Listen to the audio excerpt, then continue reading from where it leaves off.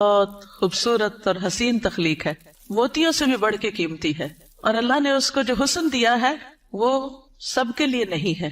ہمارا حسن سب کے لیے نہیں ہے، ہر ایک کے لیے نہیں ہے. اللہ نے ہمیں جس کے لیے پیدا کیا ہے، جس کے لیے بنایا ہے، یہ اسی کا حق ہے. آپ دیکھیے کہ بچپن سے ہی ایک چھوٹی سی بچی کو بھی جو شوق ہوتا ہے وہ کس چیز کا ہوتا ہے؟ سجنے بننے سنورنے کا. چھوٹے چھوٹے بچے ماؤں کی لپسٹکس کا کیا حال کرتے ہیں، صرف اپنے اوپر نہیں لگاتے، دیواروں میں بھی لگا دیتے ہیں. اور اسی طرح قرآن مجید میں بھی آتا ہے افمن ینشأ فی الحلیۃ، کیا وہ جو زیورات میں پالی جاتی. تو سجنا بننا، اچھا کپڑا، اچھا لباس، اچھا زیور، یہ عورت کی کمزوری ہوتی. ہر عورت کو کسی نہ کسی درجے میں تھوڑا یا زیادہ پسند ہوتا ہے. اگر روزانہ اپنی زیب و زینت کا اہتمام نہ کرے تو خاص خاص مواقع پر ضرور کرتی.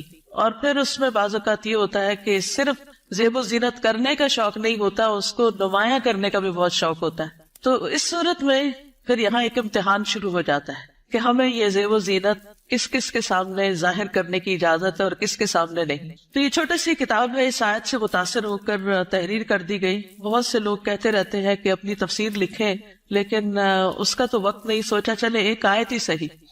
بلغوا انی ولو آیہ. قال اللہ تعالی، اللہ تعالیٰ کا فرمان ہے، جب اللہ تعالیٰ کوئی بات فرماتے ہیں تو پھر کیا کرتے ہیں، کیسے سنتے ہیں؟ بہت دھیان سے، توجہ سے. وقل للمؤمنات، اور مومن عورتوں سے کہہ دیجئے کیا کریں؟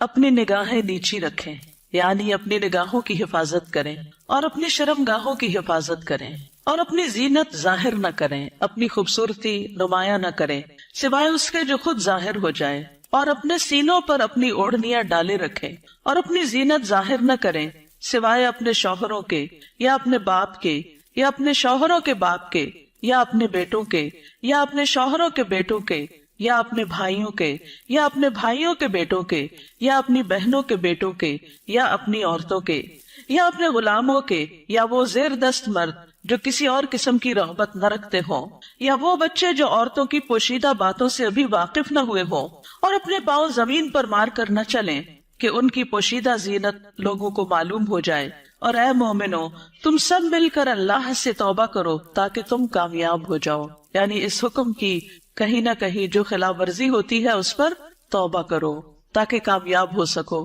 اس سے پتہ یہ چلتا ہے کہ اگر اس حکم کی خلاف ورزی کی گئی تو کہیں ایسا نہ ہو کہ کامیابی مخدوش ہو جائے. تو ارشاد ہے وَقُلْ لِلْمُؤْمِنَاتِ، اور مومن عورتوں سے کہہ دیجئے. پیج 3. مومنات کون ہوتی ہیں؟ جو ایمان لانے والیاں ہیں، اللہ اور اس کے رسول محمد صلی اللہ علیہ وسلم کا حکم دل سے مان لینے والیاں، ماننے کے بعد ان احکامات پر عمل کرنے والیاں، اللہ سے اپنی محبت کے دعوے کو سچ کر دکھانے والیاں. اللہ تعالیٰ کا ارشاد ہے بے شک مسلمان مرد اور مسلمان عورتیں، اور مومن مرد اور مومن عورتیں، اور فرما بردار مرد اور فرما بردار عورتیں، اور سچے مرد اور سچی عورتیں، اور صبر کرنے والے مرد اور صبر کرنے والی عورتیں، اور عاجزی اختیار کرنے والے مرد اور عاجزی اختیار کرنے والی عورتیں، اور صدقہ کرنے والے مرد اور صدقہ کرنے والی عورتیں، اور روزہ دار مرد اور روزہ دار عورتیں، اور اپنی شرمگاہوں کی حفاظت کرنے والے مرد اور حفاظت کرنے والی عورتیں، اور اللہ کا بہت زیادہ ذکر کرنے والے مرد اور ذکر کرنے والی عورتیں. ان کے لیے اللہ نے مغفرت اور بہت بڑا اجر تیار کر رکھا ہے. اللہ کی بخشش اور بڑا اجر کس کے لیے ہے؟ ان صفات کے حامل مومن مردوں اور عورتوں کے لیے. تو ارشاد ہے وَقُلْ لِلْمُؤْمِنَاتِ، کیا ارشاد؟ پیج 4. يَغْضُضْنَ مِنْ أَبْصَارِهِنَّ، کہ وہ اپنی نگاہیں نیچی رکھیں. کیا مطلب ہے اس کا؟ کہ حرام چیزوں پر نگاہ نہ ڈالیں، نامحرم مردوں کو نگاہ بھر کے نہ دیکھیں، اچانک نظر پڑ جائے تو نظر پھیر لیں، شہوت کی نظر سے نہ دیکھیں، کسی مرد یا کسی عورت کا سطر نہ دیکھیں، یعنی جو حصے چھپا کے رکھنے کے قابل ہیں، فحش تصاویر اور فحش مناظر نہ دیکھیں، ادھر ادھر تاک جھانک نہ کریں. نبی صلی اللہ علیہ وسلم نے فرمایا زنا العین النظر، نظر بازی آنکھوں کا زنا ہے. نبی کریم صلی اللہ علیہ وسلم نے فرمایا تم اپنی طرف سے مجھے 6 چیزوں کی ضمانت دو، میں تمہیں جنت کی ضمانت دوں گا. جب بات کرو تو سچ بولو، جب وعدہ کرو تو پورا کرو، جب تمہارے پاس امانت رکھی جائے تو ادا کرو، اپنی شرمگاہوں کی حفاظت کرو، اپنی نگاہوں کو نیچا رکھو اور اپنے ہاتھوں کو روکے رکھو. تو یہ حکم ہے نگاہیں نیچی رکھنے کا. پھر آیت کے اگلے حصے میں فرمایا وَيَحْفَظْنَ فُرُوجَهُنَّ، اور وہ اپنی شرمگاہوں کی حفاظت کریں، یعنی جسم کے قابل ستر حصے چھپا کر رکھیں. باریک اور تنگ لباس خصوصاً چست پاجامے سطر ڈھانپنے کے تقاضے پورے نہیں کرتے. زنا، بدکاری اور فحاشی سے بچے. بلا ضرورت اپنے جسم کا کوئی حصہ نہ کھولیں. ہم جنس پرستی سے دور رہیں. جانوروں یا مصنوعی آلات سے جنسی خواہش پوری نہ کریں. پھر فرمایا وَلَا يُبْدِينَ زِينَتَهُنَّ، اور اپنی زینت ظاہر نہ کریں، یعنی جسمانی ساخت اور شکل و صورت کی خوبصورتی کو نمایاں نہ کریں. زینت میں دونوں چیزیں آ جاتی ہیں، جسم کا فگر بھی اور شکل و صورت کی خوبصورتی بھی. پھر مصنوعی اور آرائشی زینت جیسے زیور، لباس یا میک اپ وغیرہ چھپا کر رکھیں نان محرم سے. باریک لباس نہ پہنیں. گھر سے نکلتے وقت تیز خوشبو نہ لگائیں کیونکہ وہ بھی زینت کا حصہ ہے. رسول اللہ صلی اللہ علیہ وسلم نے فرمایا 2 قسم کے لوگ جہنمی ہیں جنہیں میں نے نہیں دیکھا. وہ لوگ جن کے پاس بیلوں کی دموں کی طرح کے کوڑے ہوں گے جن سے وہ لوگوں کو مارتے ہوں گے. وہ عورتیں جو لباس پہن کر بھی بے لباس ہوں گی، مائل کرنے والیاں، مائل ہونے والیاں، گویا ان کے سر بختی اونٹ کے کوہان کی مانند ہو گئے، یعنی سر خاص طور پر اوپر، سروں کے اوپر مزید بالوں کا جوڑا بنا کے یا اونچے کر کے اس کو اٹھایا ہوا ہو. وہ جنت میں داخل نہ ہوگی اور نہ اس کی خوشبو پائے گی، حالانکہ اس کی خوشبو اتنی اور اتنی دور سے آتی ہوگی. یہ صحیح مسلم کی روایت ہے. پھر فرمایا الا ما ظاہر منہا، سوائے اس کے جو اس میں سے ظاہر ہو جائے. وہ زینت جو خود بخود ظاہر ہو جائے، نہ کہ ظاہر کی جائے. مثلا چادر کا ہوا میں اڑ جانا اور زینت کا کھل جانا. وہ زینت جس کو چھپانا ممکن نہ ہو، جیسے چادر، گاؤن یا اسکارف وغیرہ. جسمانی ساخت میں سے دراز قد یا متناسب جسم ہونا، اس میں بھی ایک اٹریکشن ہوتی ہے، اب یہ چھپائی نہیں جا سکتی. سیدنا ابن مسعود اس کی تفسیر میں فرماتے ہیں کالرداء والثیاب، جیسے چادر اور کپڑے. چادر جو اوپر کی چادر یا گاؤن وغیرہ ہوتا ہے، یا جو کپڑے نیچے سے نظر آ جاتے ہیں. یاد رہے زینت ظاہر ہونے اور زینت ظاہر کرنے میں فرق ہے. ایک وہ ہے جو آپ خود کھول دیتے ہیں اور ایک وہ ہے جو اتفاق سے ہو جاتی ہے. پھر فرمایا وَلْيَضْرِبْنَ بِخُمُرِهِنَّ عَلَى جُيُوبِهِنَّ، اور وہ اپنی اوڑھنیاں اپنے سینوں پہ ڈالے رکھیں. خمار یعنی سر کے کپڑے یا دوپٹے سے خواتین سر، بال، کان، گردن اور سینہ ڈھانپ کر رکھیں، کیونکہ کچھ خواتین جب اسکارف پہنتی ہے تو اس کو اتنا زیادہ اس ڈرور کی طرح لپیٹنا شروع کر دیتی ہے کہ وہ بعض اوقات تو گلے کا کچھ حصہ بھی نظر آ رہا ہوتا ہے اور سینہ تو پورا کھل جاتا ہے. بعض ایک پلو اوپر کر کے نقاب بنا لیتی ہے، ان کا آدھا سینہ نظر آ رہا ہوتا ہے، یعنی آدھا ڈھانکا ہوا ہوتا ہے، آدھا نمایاں ہوتا ہے، وہ اور زیادہ اٹریکٹیو ہو جاتا ہے، زیادہ توجہ کھینچنے لگتا ہے. تو اس لیے اللہ کا حکم ہے کہ عورت اپنے سینے کے حسن کو چھپا کر رکھے مردوں سے، کیونکہ یہ مرد کے لیے ایک فتنہ بن جاتا ہے. باریک دوپٹہ جس میں سے بال اور گردن جھلک رہے ہو وہ نہ اوڑھیں. زمانہ جاہلیت میں عورتیں پردے کا اہتمام نہیں کرتی تھی، بلکہ جب کوئی عورت مردوں کے پاس سے گزرتی تو اپنے سینے کو کھول کے گزرتی. بسا اوقات وہ اپنی گردن، بالوں کی مینڈیاں اور کانوں کی بالیاں تک ننگا کر لیتی تھی. کیا گردن، بالوں کی مینڈیاں اور کانوں کی بالیاں، ان کو نکال لیتی تھی. اب بھی آپ نے دیکھا ہوگا بعض اسکارف اس طرح پہنتے کہ کانوں کا زیور باہر لٹک رہا ہوتا ہے. لہٰذا اللہ تعالیٰ نے مومن عورتوں کو حکم دیا کہ وہ ایسے مواقع پر پردے کا اہتمام کریں. سیدہ عائشہ فرمایا کرتی تھی جب یہ آیت نازل ہوئی وَلْيَضْرِبْنَ بِخُمُرِهِنَّ عَلَى جُيُوبِهِنَّ، تو ان سب نے اپنے تہ بندوں کو کناروں سے پھاڑ کر ان کی اوڑھنیاں بنا لی. یعنی جو نیچے تہ بند ہوتا ہے نا، جو نیچے پہنتے ہیں شلوار کی طرح، تو انہوں نے کیا کیا کہ اور اگر کپڑا نہیں ملا سر کا اس طرح چادر بنانے والا، تو انہوں نے انہیں کو ہی ذرا صحیح کر کے، یعنی اس کے کنارے وغیرہ کاٹ کے اس کو چادر کی شکل دے دی. پھر فرمایا وَلَا يُبْدِينَ زِينَتَهُنَّ إِلَّا، اور وہ اپنی زینت ظاہر نہ کرے مگر اپنے شوہروں کے لیے. آگے آ رہا ہے پسندیدہ اور مطلوب ہے کہ شوہر کے سامنے ہر طرح کی زینت کا اظہار کریں، سارا شوق یہاں پورا کریں. ٹھیک ہے، عورت اپنے شوہر کے سامنے حد درجہ اظہار زینت کر سکتی، جتنی کرنا چاہے کرے، جو کہ کسی دوسرے کے سامنے نہیں کر سکتے. یا اپنے باپوں کے لیے، باپوں میں کون کون آتے ہیں؟ باپ، دادا، پردادا، نانا، پرنانا، اوپر تک آبا و اجداد جو بھی ہوں. رسول اللہ صلی اللہ علیہ وسلم نے ایک نیک عورت کے بارے میں فرمایا بہترین عورت وہ ہے کہ جب تم اسے دیکھو تو تمہیں خوش کر دے. تو شوہر کس طرح خوش ہوگا جب آپ اچھے کپڑے پہنیں گے، اچھا لباس کے ساتھ اچھا زیب و زینت، زیور، میک اپ وغیرہ میں ہوں گے. لیکن بہت سی خواتین گھر میں تو کھانا پکاتے پکاتے کپڑوں میں اس قدر کھانے کی اسمیل آ جاتی ہے اور کچن میں پسینے سے برا حال ہو جاتا ہے اور پھر جب شوہر گھر آتا تو اسی حال میں استقبال کرتا، اور پھر جب شوہر کو کھانا وغیرہ دے کے فارغ ہو کے جب اپنی سہیلی یا کہ بازار جانا ہوتا ہے تو نہا دھو کے میک اپ وغیرہ کر کے نکل جاتی ہے، کیونکہ اب شوہر آ گیا گھر میں، وہ بچے سنبھالے گا، ہم ذرا آؤٹنگ پہ جائیں۔ تو یہ بالکل الٹ ہے اس حکم کے جو ہمیں دیا گیا۔ فرمایا بہترین عورت وہ ہے کہ جب تم اسے دیکھو تو تمہیں خوش کر دے، جب تم اسے کوئی حکم دو تو تمہاری اطاعت کرے، اور تمہاری غیر موجودگی میں اپنے نفس اور تمہارے مال کی حفاظت کرے۔ یا اپنے شوہروں کے باپ کے لیے، شوہر کا باپ جیسے سسر، شوہر کا نانا، شوہر کا دادا، شوہر کا پرنانا، شوہر کا پردادا، اوپر تک آباء و اجداد۔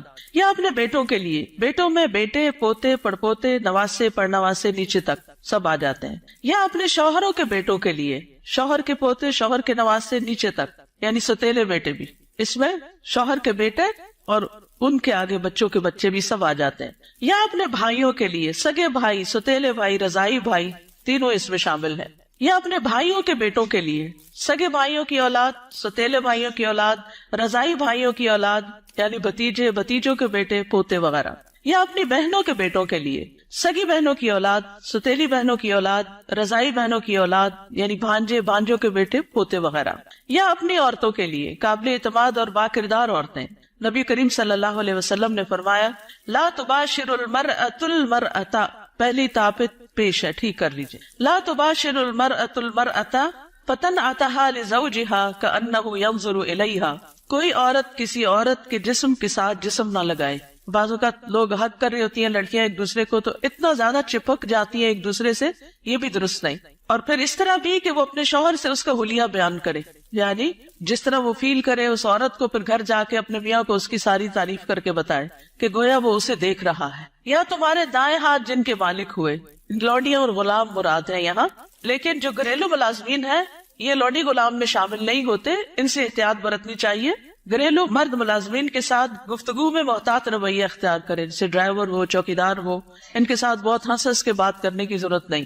مذکورہ والا تمام رشتوں کے سامنے زینت کا اظہار کرتے ہوئے ان کے مقام اور احترام کو پیش رکھیں۔ جوان بچوں کے سامنے سینہ اور گریبان کھولنے میں احتیاط برتیں، یعنی ان میں سے جو بھائی جوان ہیں یا بیٹے جوان ہیں یا پوتے وغیرہ، تو ان کے سامنے اپنے سینے کو بہت نمایاں نہ کرے، اور اسی طرح اپنے سطر کو چھپا کر رکھیں۔ سیدنا انس بیان کرتے ہیں کہ نبی کریم صلی اللہ علیہ وسلم فاطمہ رضی اللہ تعالی عنہا کے لیے غلام لائے جو آپ نے ان کو ہبہ کر دیا۔ انس رضی اللہ عنہ نے کہا کہ فاطمہ پر اس وقت ایسا کپڑا تھا جب وہ اسے اپنے سر پر اوڑھتی تو ان کے پاؤں تک نہ پہنچتا، جب وہ اسے اپنے پاؤں چھپاتی تو سر پر نہ رہتا۔ یاد رکھیے وہ پاؤں بھی چھپا رہی تھی۔ جبکہ نبی کریم صلی اللہ علیہ وسلم نے ان کی یہ الجھن دیکھی تو فرمایا بے شک تمہارے لیے کوئی حرج نہیں، تمہارے سامنے صرف تمہارے والد اور تمہارا غلام ہے۔ اس غلام کا نام عبداللہ بن مسعدہ تھا، یہ فزاری تھے، سخت سیاہ فام۔ سیدہ فاطمہ نے انہیں پرورش کر کے آزاد کر دیا تھا رضی اللہ تعالی عنہا۔ اب التابعین غیر اولی الاربۃ من الرجال، یا پیروی کرنے والے غیر حاجت مند مرد، یعنی یہ کون سے مرد ہیں جن سے پردے میں نرمی اختیار کی جا سکتی ہے؟ نکاح کی حاجت نہ رکھنے والا۔ بعض ہوتے ہیں بچپن سے خاندانوں کے ساتھ لگ جاتے ہیں اور وہ پوری زندگی ایک بچوں کی طرح ہی ساتھ ہوتے ہیں، اور پھر بڑھاپے کی عمر میں ان کو کوئی اور ٹھکانہ نہیں ہوتا، تو وہ یعنی کہ گھروں میں اگر ہوتے ہیں ان کو گھر کی جو لڑکیاں ہیں وہ اپنی بیٹیوں کی طرح ہی ہوتی ہیں، اور ویسے بھی انہیں شادی کا کوئی شوق نہیں ہوتا۔ عورتوں سے رغبت نہ رکھنے والا، بدھو قسم کا، بے وقوف بدھو جس میں شہوت نہ ہو، بالکل بوڑھا۔ بعض اوقات ایسے بچے ہوتے ہیں نا، اسپیشل بچے کہ جن کو کوئی مینٹلی ان کو کوئی سمجھ نہیں ہوتی، جنسی خواہشات سے آری، مخنث اور ہجڑے جن میں کوئی شہوت نہ ہو، یہ یاد رکھیے، کیونکہ بعض ہجڑے جو ہیں ان کے اندر سب کچھ ڈیولپڈ ہوتا ہے۔ لیکن ان افراد کے سامنے زینت کا اظہار کرتے ہوئے بھی احتیاط کا دامن نہ چھوڑیں، پھر بھی محتاط رہیں۔ غیر اولی الاربہ سے مراد وہ بے خبر ہے جس میں شہوت نہ ہو، یہ سیدنا ابن عباس کا قول ہے۔ اب الطفل الذین لم یظہروا علی عورات النساء، یا وہ بچے جو عورتوں کی چھپی ہوئی باتوں سے ابھی واقف نہیں ہوئے۔ نابالغ بچے جن کا جنسی شعور بیدار نہ ہوا ہو، جو کم عمری کی وجہ سے عورتوں کے حالات اور مخصوص اوصاف سے واقف نہ ہو، جن کو کوئی سمجھ نہ ہو پیریڈز کیا ہوتے ہیں، اور یعنی ابھی ان کی عورتوں سے متعلق جو خاص باتیں ان کو سمجھ نہ ہو۔ ابن کثیر کہتے ہیں جب بچہ بالغ ہو یا بلوغت کے قریب ہو اور ان چیزوں کو جانتا پہچانتا ہو، بدصورت اور خوبصورت عورت میں تمیز کر سکتا ہو، اگر جس دن بچہ یہ کہ نا ماما وہ بہت خوبصورت ہے، تو اسے عورتوں کے پاس نہ آنے دیا جائے۔ یہ ابن کثیر کی تفسیر ہے۔ کسی خاص عمر کی یہاں قید نہیں، بچے کی سمجھ کے مطابق احتیاط سے کام لیتے ہوئے زینت کا اظہار کریں۔ لیکن افسوس ہوتا ہے ان خواتین پر جو اچھے بھلے جوان لڑکوں کو گلے لگا لیتی ہیں یا ان کے سر پہ ہاتھ پھیرنے لگتی ہیں یا ہاتھ ملانا شروع کر دیتی ہیں، یہ بھی اس حکم کے منافی ہے، چاہے بچپن سے اس بچے کو آپ نے پالا ہی کیوں نہ ہو۔ وَلَا يَضْرِبْنَ بِأَرْجُلِهِنَّ لِيُعْلَمَ مَا يُخْفِينَ مِنْ زِينَتِهِنَّ، اور وہ اپنے پاؤں مارتی ہوئی نہ چلیں کہ جو وہ اپنی زینت میں سے چھپاتی ہیں اس کو جان لیا جائے، یعنی مردوں کو متوجہ کرنے والی چال نہ چلیں، یعنی چلتے ہوئے بھی ایک وقار کا خیال رکھیں، جھنکار والی پازیب نہ پہنے، یعنی پاؤں کا زیور ایسا کہ جو چن چن کرے اور بازار میں دوسروں کو متوجہ کرے وہ نہیں پہنے، باہر گھر میں پہن سکتے ہیں۔ آواز پیدا کرنے والا جوتا استعمال نہ کرے، یعنی جیسے بہت ہائی ہیل پہن کے پھر وہ ٹک ٹک ٹک سے سب متوجہ ہو جاتے ہیں، اس سے بھی بچیں۔ تیز خوشبو استعمال نہ کریں۔ ابن کثیر کہتے ہیں اس ممانعت میں ہر وہ چھپی ہوئی زینت داخل ہے جو حرکت کرنے سے ظاہر ہو جائے۔ اسی ضمن میں عورت کو خوشبو لگا کر باہر نکلنے سے بھی منع کیا گیا ہے کہ لوگ اس کی خوشبو محسوس کریں۔ زمانہ جاہلیت میں رواج تھا کہ عورت جب راستے میں چلتی اور اس نے پاؤں میں پازیب پہنی ہوتی جس کی آواز سنائی نہ دیتی تو وہ اپنے پاؤں زمین پر اس طرح مارتی جس سے مردوں کو پازیب کی جھنکار سنائی دیتی، تو اللہ تعالیٰ نے مومن عورتوں کو ایسا کرنے سے منع کر دیا۔ نبی کریم صلی اللہ علیہ وسلم نے فرمایا ہر آنکھ زنا کرتی ہے، اور عورت جب خوشبو لگا کر کسی مجلس سے گزرتی ہے تو وہ ایسی اور ایسی ہے، یعنی زانیہ ہے۔ تو اس لیے خوشبو کے معاملے میں بھی احتیاط برتیں، ایسی خوشبو نہ لگائے کہ جو پھیل رہی ہو، خصوصاً اگر آپ بازار سے ہو کر گزر رہے ہیں یا مردوں کے ساتھ آپ کا کسی بھی طرح کا کوئی انٹریکشن ہے یا گھر میں کوئی ایسا رشتہ دار ہے کہ جو محرم نہیں ہے۔ وَتُوبُوا إِلَى اللَّهِ جَمِيعًا أَيُّهَا الْمُؤْمِنُونَ لَعَلَّكُمْ تُفْلِحُونَ، اور اے مومنو سب کے سب اللہ کی طرف توبہ کرو تاکہ تم فلاح پاؤ۔ اس میں پچھلے گناہوں پر ندامت کا اظہار کریں، یعنی اللہ تعالیٰ کے سامنے آئندہ گناہ نہ کرنے کا عہد کریں، اپنی اصلاح کی ہر ممکنہ کوشش کریں، ان لغزشوں اور غلطیوں سے توبہ کرے جو پردے کے معاملے میں اب تک ہوتی رہی، آئندہ زندگی کے لیے اپنے طرز عمل کی اصلاح ان ہدایات کے مطابق کر لیں جو اللہ اور اس کے رسول صلی اللہ علیہ وسلم نے دی ہیں۔ اللہ تعالیٰ کا ارشاد ہے وَهُوَ الَّذِي يَقْبَلُ التَّوْبَةَ عَنْ عِبَادِهِ وَيَعْفُو عَنِ السَّيِّئَاتِ وَيَعْلَمُ مَا تَفْعَلُونَ، اور وہی ہے جو اپنے بندوں کی توبہ قبول کرتا ہے اور ان سے درگزر فرماتا ہے، اور وہ جانتا ہے جو تم عمل کرتے ہو۔ دیگر محارم حقیقی چچا اور ماموں بھی محرم ہیں، کیونکہ بھتیجی اور بھانجی سے نکاح نہیں کیا جا سکتا۔ رضاعی رشتے بھی نسبی رشتوں کی طرح محرم ہیں، ان کے سامنے بھی زینت کا اظہار جائز ہے۔ اللہ تعالیٰ کا ارشاد ہے تم پر تمہاری مائیں اور تمہاری بیٹیاں اور تمہاری بہنیں اور تمہاری پھپھیاں اور تمہاری خالائیں اور بھائی کی بیٹیاں اور بہنوں کی بیٹیاں حرام کر دی گئی ہیں۔ رسول اللہ صلی اللہ علیہ وسلم نے فرمایا بے شک اللہ نے رضاعت سے بھی ان رشتوں کو حرام کر دیا جن کو نسب سے حرام کیا گیا۔ حجاب مسلمان عورت کی شناخت ہے، مسلمان عورت حجاب سے پہچانی جاتی ہے، وہ دوسروں سے الگ ہو جاتی ہے۔ اللہ تعالیٰ کا ارشاد ہے اے نبی اپنی بیویوں اور بیٹیوں اور مومن عورتوں سے کہہ دیجئے، بیویاں بیٹیاں اور مومن عورتیں سب کی سب وہ اپنے چادروں کے پلو اپنے اوپر لٹکا لیا کریں، اس طرح زیادہ توقع ہے کہ وہ پہچان لی جائیں، یعنی حجاب کی وجہ سے پہچان لی جائیں، نہ کہ حجاب اتار کے پہچان لی جائیں۔ حجاب اتار کے تو ایک عورت عام عورت کی طرح ہی لگے گی نا، تو ایذا نہ دی جائیں، اور اللہ بہت بخشنے والا بے حد رحم کرنے والا ہے۔ یہ ایذا کون سی ہے؟ سیکشل ہراسمنٹ، کہ جب عورت کسی مرد کو اٹریکٹ کرتی ہے تو پھر وہ اس کے پیچھے آتا ہے اور اس کو نقصان دینا چاہتا ہے۔ مردوں سے بھی خطاب کیا گیا۔ نظر اور شرمگاہ کی حفاظت کا حکم صرف عورتوں کے لیے نہیں بلکہ مردوں کے لیے بھی ہے۔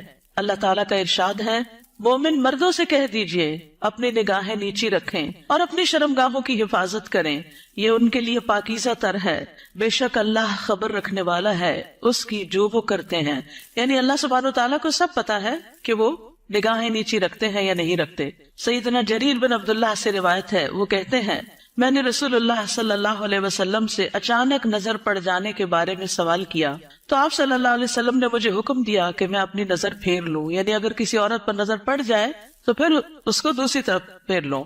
نظر کی حفاظت دراصل شرمگاہ کی حفاظت ہے۔ جس نے اپنی نظر کو آزاد چھوڑ دیا اس نے اسے ہلاکت کے گڑھے میں ڈال دیا، اور نظر ہی عام حادثات کی اصل ہے جو انسان کو پہنچتے ہیں۔ یہ ابن القیم کا قول ہے۔ نگاہ نیچی رکھنے کے فوائد کیا ہیں؟ یہ بھی ابن القیم کا قول ہے محبت کی حقیقت اور اس کے تقاضے کتاب میں۔ دل شہوت سے رک جاتا ہے، دل میں نور پیدا ہو جاتا ہے، علم کے راستے کو شادہ ہو جاتے ہیں، دل کو فرحت و خوشی حاصل ہوتی ہے، عقل قوی اور مضبوط ہوتی ہے، دل غم و حسرت سے خلاصی پا لیتا ہے، انسان کی عقل و فراست بڑھتی ہے، دل کو قوت و شجاعت حاصل ہوتی ہے، نگاہ جھکانا جہنم کا دروازہ بند کرنے کا سبب ہے، غفلت کے پردے ہٹتے ہیں۔ رسول اللہ صلی اللہ علیہ وسلم نے دعا بھی سکھائی، سنن نبی داؤد میں آتی ہے، اللہم انی اعوذ بک من شر سمعی ومن شر بصری ومن شر لسانی ومن شر قلبی ومن شر منی۔ اے اللہ، بے شک میں اپنی سماعت کے شر سے، اپنی بصارت کے شر سے، اپنی زبان کے شر سے، اپنے دل کے شر سے اور اپنی شرمگاہ کے شر سے تیری پناہ چاہتا ہوں۔ اپنا جائزہ لیجئے، کیا یہ احکامات میرے لیے ہیں اور کیا ان پر عمل کرنا ضروری ہے؟ کیا میں اپنی نگاہوں اور سطر کی حفاظت کر رہی ہوں؟ کیا میں اپنے خمار یا دوپٹے کو اپنے سینے پر ڈالتی ہوں؟ کیا میں اپنی زینت کو چھپانے کا اہتمام کرتی ہوں؟ یاد رکھیے، ہمارا معاملہ کسی انسان کے ساتھ نہیں، یہ رب العالمین کے ساتھ ہے، جو علم بھی رکھتا ہے اور ہر چیز کے بارے میں باخبر بھی ہے۔ نظر کے بارے میں کچھ اشعار ہیں، کل حوادث مبدأها من النظر، تمام حوادث کی ابتدا نظر سے ہوتی ہے۔ یعنی جو عشق و عاشقی کے سلسلے چل پڑتے ہیں اور انسانوں کو بعض اوقات انتہائی بیمار کر دیتے ہیں کہ وہ کسی قابل نہیں رہتے، اس کی ابتدا نظر سے ہی ہوتی ہے۔ وَمُعْظَمُ النَّارِ مُسْتَصْغَرُ الشَّرَرِ، اور چھوٹی چنگاری سے بھی زبردست آگ بھڑک اٹھتی ہے۔ نظر فابتسامۃ فسلام، پہلے نظر پھر مسکراہٹ پھر سلام، فکلام فموعد فلقاء، پھر بات چیت پھر ملاقات کا وعدہ، اور پھر اس کے بعد اللہ کے حکم کی نافرمانی میں انسان جا پڑتا ہے۔ اللہ سبحانہ وتعالی ہمیں ایمان عطا کرے، حیا عطا کرے اور اس حکم پر عمل کی توفیق عطا کرے۔ آخری صفحے پر ہے، رسول اللہ صلی اللہ علیہ وسلم نے فرمایا، حیا ایمان میں سے ہے اور ایمان جنت میں لے جاتا ہے، جبکہ بے حیائی کوڑا کرکٹ ہے اور کوڑا کرکٹ آگ میں جاتا ہے۔ یہ کتاب آپ کے لیے تحفہ ہے۔ کیوں تحفہ ہے؟ تاکہ ہم اس پر عمل کریں اور کیا کریں؟ آگے بھی پہنچائیں۔ صرف اپنے آپ کو بچانا کسی شر سے، کسی نقصان سے کافی نہیں۔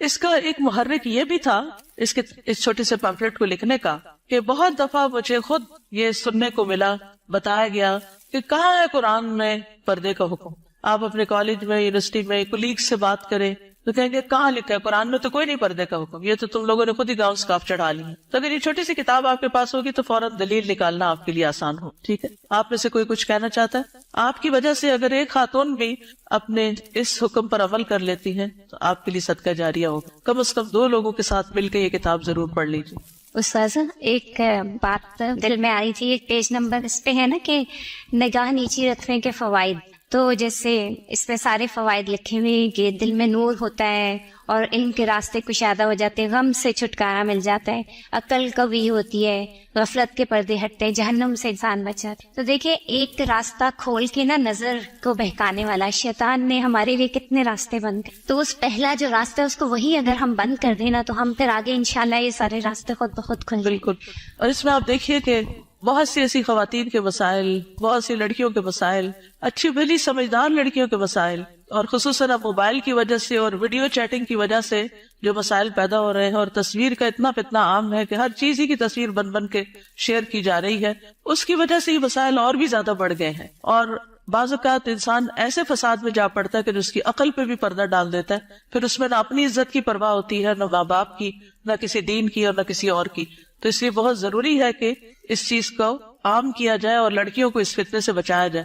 جی ستیلے بھائی محرم ہوتے ہیں، نمازوں میں خشوع کا مسئلہ ہر ایک کو رہتا ہے، تو نگاہ کی حفاظت سے نمازوں میں بھی خشوع آتا ہے۔ کوشچن ہے، جیسے سعودی عرب میں وہ لوگ آنکھوں کا بھی پردہ کرتے ہیں، اور یہی ہے کہ آپ نے جیسے آیت پڑھی اس کا ترجمہ پڑھا تو اس کا ترجمہ یہی ہوتا ہے کہ لٹکایا جائے کپڑا، تو وہ لوگ اس طرح کہتے ہیں کہ آنکھ کا پردہ وہ پٹا اس طرح کرتے کہ آنکھوں تک آتا ہے، تو اس میں آپ کیا کہیں گے؟ اور دوسرا یہ کہ ان کا جو گاؤن ہے وہ پاؤں کے نیچے تک ہوتا ہے، کیا یہ حالات؟ جی گاؤن نیچے تک ہونا چاہیے، ٹخنے ننگے نہیں ہونے چاہیے، اور ابھی یہ زمین کو جو ٹچ کر رہا ہوتا ہے۔ جی تو آنکھ کا پردے میں آپ کیا کہتے ہیں اس میں، جس طرح وہ لوگ کرتے ہیں؟ جی جتنا انسان اپنے آپ کو ڈھانک سکے اتنا ہی بہتر ہے۔ مطلب وہ لوگ اللہ جو ہے اوپر کر کے کرتے ہیں، لیکن ہمارے یہاں ایسا کوئی دیکھیے، ہمارے یہاں بھی جب میں چھوٹی ہوتی تھی تو اس وقت جو نقاب ہوتا تھا وہ پورے جارجٹ کے کپڑوں کا وہ نیچے ڈالتے تھے۔ میں خود اب یونیورسٹی میں، پنجاب یونیورسٹی میں جب میں پڑھتی تھی تو میرے اپنے نقاب اسی طرح کا لگا ہوا تھا، اور جو ینگ ٹیچرز ہوتے تھے ان کی کلاس میں پورا ڈال کے بیٹھتی، سامنے نہیں دیکھتی تھی۔ یہ پیج نمبر 4 پہ نا لاسٹ میں ہے، یا غضضن من ابصارہن، بالکل لاسٹ میں، اور اپنے ہاتھوں کو روکے رکھو۔ ये मुझे थोड़ा सा یعنی یہ حدیث ہے نا جس میں بہت سی چیزوں کے روکنے کی بات ہے. مسلمان وہ ہوتا ہے نا جس کے ہاتھ اور زبان سے دوسرے محفوظ رہے. ہاتھوں کو روکے رکھو شر سے, کسی کو تکلیف دینے سے.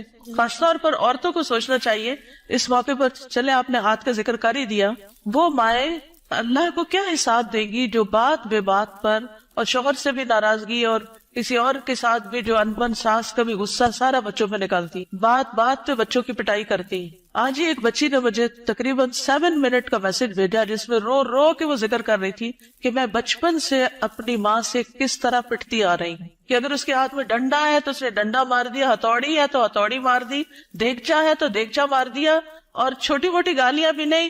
اگر ہم کسی وجہ سے اوپر چڑھ گئے تو کہا طوائف ہو تم بھی کوٹھے پہ بیٹھو گی. اور اس قدر غلیظ لینگویج کہ میں پریشان ہوگی سن کے کہ ہمارے مسلمان معاشرے میں ایسی مائیں بھی ہے. تو یہ ہے ہاتھوں کو روکنے کا مطلب کہ جس پر ہاتھ چلانے کا بس چلتا ہو اس سے اپنے آپ کو روک کے رکھے. چھوٹی چھوٹی باتوں میں بال کھینچ دینا, کان مروڑ دینا, ہاتھ مروڑ دینا, دھکا دے دینا, اٹھا کے پٹخا کے بچے کو پھینکنا, اس سب کا حساب دینا ہوگا. یہ ظلم کی بدترین قسم ہے اور اس سے پرہیز کرنا چاہیے. چلیے آج کے دن سیٹرڈے کو ہم فقہ القلوب پڑھتے ہیں اور میرا بالکل دل نہیں چاہتا کہ ہم فقہ القلوب کو چھوڑ دیں, کیونکہ اس کتاب سے میں نے بہت کچھ سیکھا ہے اور یہ بہت زیادہ ایمان کو بڑھانے والی. تو برکت کے لیے تھوڑا سا آپ سب کے ساتھ بھی شیئر کرتی ہوں تاکہ آپ بھی اس کو شروع کر لیں, کیونکہ فقہ القلوب جو ہے وہ قلب سے تعلق رکھتی ہے اور جب تک قلب کی اصلاح نہ ہو تو باقی اعضاء کی